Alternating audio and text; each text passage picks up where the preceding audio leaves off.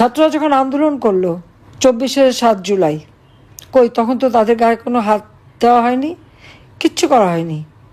মেয়েরা তো রাতভর মিছিল করেছে।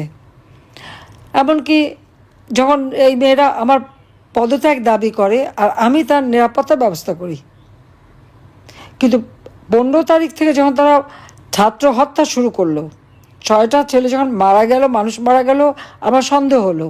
সাথে সাথে আমি জুডিশিয়াল এনকোয়ারি কমিটি করে দিলাম তদন্ত করবার জন্য, কিন্তু সেই তদন্ত তো করেনি। আমি 3 জন হায়ার করে জজ নিয়ে 3 সদস্য বিশিষ্ট জুডিশিয়াল এনকোয়ারি কমিটি করলাম। প্রথম করলাম 18 জুলাই, এরপরে করলাম 1 আগস্ট। প্রেস কনফারেন্স করে সঙ্গে আমি জাতিসংঘের সহযোগিতা চাইলাম যেটা এনকোয়ারি করার জন্য, কারণ আমার সন্দেহ হলো যে এইভাবে তো মানুষ হত্যা হওয়ার কথা না, তাহলে কারা এই হত্যাকাণ্ড ঘটে। আজকে যে হত্যাকাণ্ডের দায় আমার উপর চাপানো হচ্ছে, আমি তো বলবো এই হত্যাকাণ্ড তো আমি করিনি, এটা ওই ডক্টর ইউনূসের মেটিকুলাস ডিজাইনেরই একটা অঙ্গ। লাশ ফেলো, গভর্নমেন্ট পড়ে যাবে। আর তারা জানে যে শেখ হাসিনা মানুষ খুন করে ক্ষমতায় থাকতে চাইবে না। যে মানুষের জন্য আমি উন্নয়নের কাজ করি তাদের গায়ে গুলি, এটা অন্তত আমার দ্বারা হবে না। এবং প্রত্যেকটা হত্যাকাণ্ড আপনারা নিজেরা লক্ষ্য করে দেখেন, ওই আবু সাইদ কীভাবে মারা গেছে, তার মাথার পিছনে আঘাত ছিল। মুগ্ধ সেখানে তখন কোনো পুলিশের সাথে গণ্ডগোলই না, তার গায়ে গুলিটা কোথা থেকে এসে লাগলো। আজকে আপনারা লক্ষ্য করেন যাদের লাইসেন্স অস্ত্র আছে সেগুলি কিন্তু তারা জমা নিয়েছে, কিন্তু বেআইনি অস্ত্র যেখানে, সেগুলি কিন্তু আজ পর্যন্ত উদ্ধার করে না। বেআইনি অস্ত্র যাদের হাতে ওই 7.62 বুলেট, তাদের অস্ত্র কেন উদ্ধার করা হচ্ছে না? তারা কারা? তারা ওই ইউনূসেরই বাহিনী, ওই সমন্বয়ক এবং যত জঙ্গি সন্ত্রাসী, যাদেরকে আমরা সন্ত্রাসী বলে গ্রেপ্তার করেছি, জঙ্গিদের গ্রেপ্তার করেছি, বিডিআরে যারা হত্যা করেছে, 21শে আগস্ট গ্রেনেড হামলা, সেই হলি আর্টিজানের যারা, এবং অন্যান্য যে সমস্ত জঙ্গি সংগঠনগুলি পৃথিবীর বিভিন্ন দেশ যাদেরকে নিষিদ্ধ ঘোষণা করেছে, আমরা তাদেরকে যে বিচার করেছি, শাস্তি দিয়েছি। ডক্টর ইউনূস ক্ষমতাটা ওই ডাকাতি করে দখল করে নিয়েই কী করলো, সকল জঙ্গি সন্ত্রাসী খুনি সবাইকে ছেড়ে দিল। কেন? তার কারণ তার যে ক্ষমতা দখলের যে আন্দোলন, এটা কোনো জনগণের আন্দোলন না, ছাত্রদের আন্দোলন না। হ্যাঁ, ছাত্রদের বা অনেকে বিভ্রান্ত করেছিল, সে তার ওই মেটিকুলাস ডিজাইনের মাধ্যমে অপপ্রচার করে করে বিভ্রান্ত কিছুক্ষণের জন্য করেছিল, কিন্তু প্রকৃতপক্ষে কেউ যদি গভীরভাবে চিন্তা করে দেখেন এগুলি কিন্তু সেই জঙ্গিদের ব্যবহার করেই কিন্তু সে ক্ষমতা দখল করেছে। সেই কারণে তাদের প্রতি কথা দেওয়া ছিল কৃতজ্ঞতা স্বরূপ, তাদের সবাইকে মুক্তি দিয়েছে এবং তারা এখন অস্ত্র হাতে নিয়ে ঘুরে বেড়ায়। আর তাদের শক্তি কি? ওই কিশোর গ্যাং, ড্রাগ অ্যাডিক্টেড, বেহারিপট্টির যারা, আর কিছু ছাত্রছাত্রী, এদেরকে হায়ার করে তাদেরকে ব্যবহার করে অস্ত্র দিয়ে নামিয়ে দিয়েছে। আজকে আওয়ামী লীগ দেখলেই তাদেরকে মারতে হবে, ছাত্রলীগ শুনলে তাদের মারতে হবে। কেন? ছাত্রলীগের দোষটা কোথায়? আজকে যে সমস্ত সমন্বয়করা ছাত্রলীগের সঙ্গে যুক্ত ছিল, ছাত্রলীগের কমিটি, কোনো না কোনো কমিটিতেও ছিল, এরকমও তো আছে, হয়তো মূল কমিটিতে না, বিভিন্ন কমিটিতে, যে কটা ঘটনা ঘটেছে প্রত্যেকটা ঘটনার পিছনে এদের হাত ছিল। তাই বদনামটা ছাত্রলীগের কাঁধে রেখে এসেছে, নিজেরা এখন একেবারে ধোয়া মানে পরিষ্কার পরিচ্ছন্ন হয়ে তারা চলে গেছে, তারা রিফাইন্ড হয়ে চলে এসেছে। ইউনূসের কেউ উপদেষ্টা, আবার নতুন দলও গঠন করেছে। অর্থাৎ ছাত্রলীগের থেকে যত অপকর্ম করে বদনামটা ওখানে রেখে, ময়লাটা ওখানে রেখে ওনারা রিফাইন্ড হয়ে চলে এসেছেন। সেখানে কি নতুন পার্টি, নতুন দলও করে ফেলেছে, এবং সেই দল আবার হোটেল ইন্টারকন্টিনেন্টালে দিল ইফতার পার্টি প্রায় 2 কোটি টাকা খরচ করে। এক প্লেট ইফতার 12,500 টাকা করে একটা প্লেট খাবার। কোথায় পেল এই টাকা? কোত্থেকে আসলো? দুর্নীতির কথা বলে। আজকে দুর্নীতি কে করেছে? আজকে প্রত্যেকটা ক্ষেত্রে তাদের দলীয়করণ, দুর্নীতি, এটা নাকি বৈষম্যহীন। কেমন বৈষম্যহীন? আপনারা শুনলেন জেলা বাড়ির নির্বাচন, সেখানে প্রত্যেকটা নির্বাচনে কিন্তু এই বিএনপি জামাত জোটে হেরে যাচ্ছিল। কয়েকটাতে যখন হেরে গেল এখন নির্বাচন করতেই দেয় না।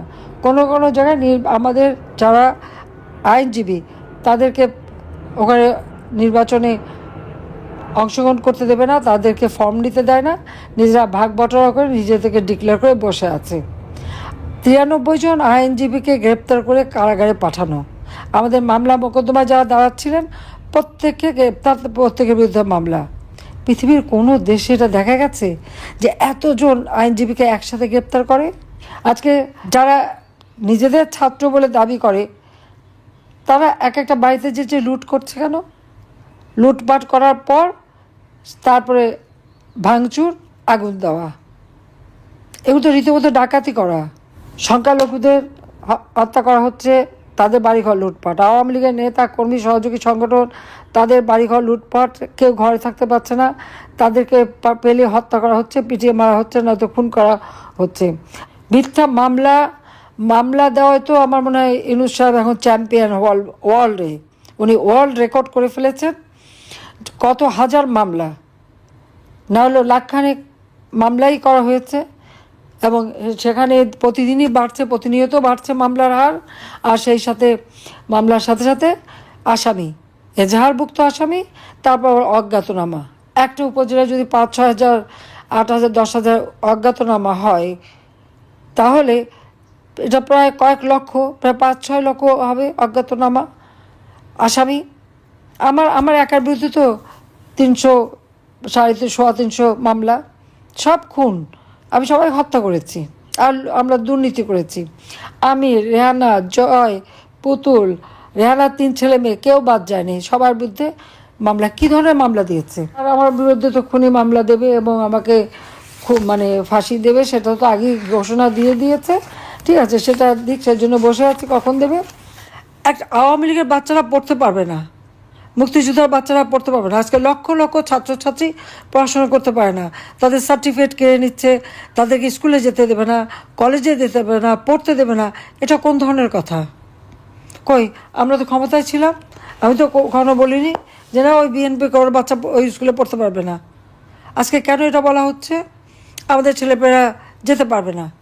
সব কটা ইউনিভার্সিটিতে ভিসি করা যারা স্বাধীনতা বিরোধী ছিল তারা, প্রত্যেকটা প্রতিষ্ঠানে কাদের বসিয়েছে যারা এই স্বাধীনতায় বিশ্বাসই করে না।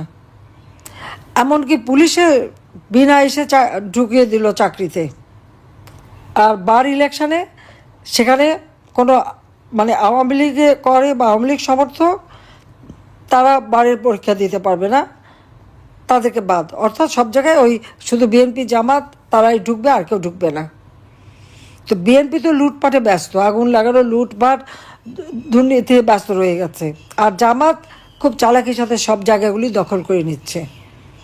বাংলাদেশটাকে কোথায় নিয়ে যাচ্ছে? যে বাংলাদেশ অসাম্প্রদায়িক চেতনার বাংলাদেশ, যে বাংলাদেশ উন্নত সমৃদ্ধ বাংলাদেশ, যে বাংলাদেশ উন্নয়নের রোল মডেল হিসেবে বিশ্বের স্বীকৃতি পেয়েছে, সেই বাংলাদেশ আজকে জঙ্গির দেশ হিসেবে পরিচিত। ইউনূস হচ্ছে জঙ্গি নেতা, চরম মানবতা বিরোধী। তার মতো মানবতা বিরোধী আর কেউ হতে পারে না।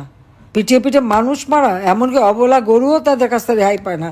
আগুন দিয়ে পুলিশকে হত্যা করা, পা ঝুলিয়ে রাখা, আওয়ামী লীগ নেতাকর্মীকে হত্যা করা, পা দিয়ে ঝুলিয়ে রাখা, এবং তাদেরকে আজকে আওয়ামী লীগ, সংখ্যালঘু সম্প্রদায়, পুলিশ, আনসার এবং সাধারণ মানুষ কেউ বাদ যায়নি। এমনকি সরকারি অফিসারদের দোষটা কী? আমি 15 বছর 7 মাস ক্ষমতায়, প্রমোশন দিয়েছি, তারা কাজ করেছে, দেশকে উন্নতি করেছে, উন্নয়নে তারা দেশকে এগিয়ে নিয়ে গেছে। অথচ আজকে তাদের ওএসডি করা হচ্ছে, চাকরিচ্যুত করা হচ্ছে, মিথ্যা মামলা দেওয়া হচ্ছে। এমনকি principal secretary, 4 principal secretary, cabinet secretary যা ছিল তাদের বিরুদ্ধে মামলা। যান সেনাবাহিনীতে, আমি জানি না সেনাবাহিনীটা সহ্য করে কীভাবে। সেই এক হাসনাদের সাথে সেনাপ্রধানের তুলনা করে, দিয়ে স্লোগানও দেয়। এত সাহস থেকে পায়? শুধু তাই না, আজকে সেখানে অফিসার যারা সিনিয়র অফিসার, জুনিয়র, তাদের বিরুদ্ধে মামলা করবে। রাষ্ট্রীয় সম্পদ যখন কেউ ধ্বংস করে তার বিরুদ্ধে আইন শৃঙ্খলা রক্ষাকারী সংস্থা অবশ্যই ব্যবস্থা নেবে, এবং তাদের কী করতে হবে এটা কারো হুকুম দেওয়া লাগে না। তাদের সেটা কর্মসূচিতেই লেখা থাকে, রুলস অফ বিজনেসেই লেখা থাকে। যে কখন কোন স্টেপটা নিতে হবে। তো ওদের দোষটা কী? তাদের আজকে কারো পাসপোর্ট বাতিল, কারো বিরুদ্ধে মামলায় কোনো কেউ বাদ যাচ্ছে না। তাহলে ফ্যাসিস্ট কে আর দুর্নীতিবাজ কে? যা 4080 কাঠা জমি আছে সে, না 10 কাঠা জমির মালিক সে? একজন রাজনৈতিক নেতা যারা মুক্তিযুদ্ধ করেছে, যারা এদের স্বাধীন করে দিয়েছে, আজকে তাদেরকে এইভাবে অপমান এবং হেনস্থা করা। আগে শুনতাম মগের মূল্য, কিন্তু মগের থেকেও বেশি। মানে ইউনূস এমন একটা জঙ্গি এবং দুর্নীতিবাজ, মানবতা বিরোধী, পদে পদে বিরোধিতা করেছে, পদে পদে মানবাধিকার লঙ্ঘন করে যাচ্ছে। এবং তার একটু লজ্জা শরম কম আছে। গ্রামীণ ব্যাংকে সে যখন চাকরি করতো, গ্রামীণ ব্যাংকে আইনে ছিল 60 বছরের বেশি চাকরি করতে পারে না এমডি পদে। সে ওসবের তোয়াক্কা করেনি, কারণ এমডি থাকলে পয়সা কামাতে পারে, পয়সা পাচার করতে পারে। এই যে শত শত কোটি টাকা, তার নাকি $10 বিলিয়ন আছে শোনা যায়। তো এগুলি যে আসছে সব তো গরিবরে ওই যে ঋণ দিয়ে ওখানে তাদের কাছে মোটা অঙ্কের সুদ খেয়ে তাদের রক্ত চুষেই তো বানানো। আর আমিও দায়ী, কারণ তাকে সবচেয়ে বেশি সুযোগ আমি দিয়েছিলাম। কাজেই পদ্মা সেতু টাকা বন্ধ করলো ওই এমডি পদের জন্য। তার এটা মাথায় আসলো না যে এটা আইনে আছে, এই আইনটা তাকে মানতে হবে, এইটুকু বোধ তার নেই। স্বার্থের জন্য যা কিছু তাই করতে পারে। নিজের ক্ষমতা যখন এখন ডাকাতি করে ক্ষমতা নিয়ে বসে আছে। আমি তো রিজাইন করিনি, আমি তো এখনও জনগণের ভোটে নির্বাচিত সংবিধান মোতাবেক। কিন্তু সেখানে যখন একেবারে শুধু হত্যা করতে গেলে তো শুধু আমাকে না, আমার সাথে যারা ছিল আরও অনেক মানুষ মারা যেত। যাক, আমি যেভাবে আমি কোন থেকে আমাকে নিয়ে আসা হয়েছে, সরিয়ে দেওয়া হয়েছে, সেটা আলাদা কথা। হয়তো থাকলে আরও রক্তপাত হতো, কিন্তু সেই রক্তপাত তো বন্ধ হয়নি। তো এই অবস্থান দেশটাকে তারা নিয়ে যাচ্ছে কোথায়? কাজে এখানে খালি নির্দেশের অপেক্ষা না, যার যার এলাকায় শেষে জনগণকে সাথে দিতে হবে। কারণ আজকে সব শ্রেণীর মানুষ কষ্ট পাচ্ছে। যে দেশটায় কোনো খাওয়া পড়ার অভাব ছিল না, সেখানে আজকে হাহাকার। তো এই মানুষের জন্য তো সারা জীবন আমার বাবা কষ্ট করেছেন, আওয়ামী লীগের নেতা কর্মীরা কষ্ট করেছে, তখন অন্য কোনো দল ছিল না। আজকে সেই দেশটাকে ধ্বংসের দিকে নিয়ে যাচ্ছে ইচ্ছাকৃতভাবে। কারণ যত দরিদ্র থাকবে তত বেশি ক্ষুদ্র ঋণ দিয়ে মোটা অঙ্কের সুদ খেতে পারবে। এইটাই তাদের একমাত্র কাজ, গরিবের রক্ত চুষে খাওয়া। কাজে এই রক্ত চোষা খুনি, দুর্নীতিবাজ, জঙ্গি ইউনূসের হাত থেকে দেশ জাতিকে রক্ষা করার জন্য যা কিছু আছে তাই নিয়ে যেভাবে পারেন প্রতিরোধ গড়ে তোলেন। এবং গড়ে তুলতে হবে, দেশকে বাঁচাতে হবে, দেশের মানুষকে বাঁচাতে হবে। আর এই যে বিশ্বব্যাপী বাংলাদেশের ভাবমূর্তি নষ্ট করেছে, আবার বাংলাদেশকে ফিরিয়ে আনতে হবে শান্তির দেশ, অসাম্প্রদায়িক চেতনার দেশ, উন্নত সমৃদ্ধ দেশ। সেভাবে আমরা ইনশাল্লাহ গড়ে তুলব। এবং আজকে যত রকমের অপকর্ম, যত রকম যা করুক, এর বিচার ইনশাল্লাহ বাংলার মাটিতে একদিন হবে। এই বিচার আমরা করবো। কিন্তু এত অন্যায়, তার অন্যায়ের অনেক বেশি বেড়ে গেছে। এখান থেকে মানুষকে মুক্ত করতেই হবে। ইনশাল্লাহ আমরা তা করব। এটাই আজকের আমাদের প্রতিজ্ঞা। সবাইকে ধন্যবাদ। জয় বাংলা, জয় বঙ্গবন্ধু, বাংলাদেশ চিরজীবী হোক।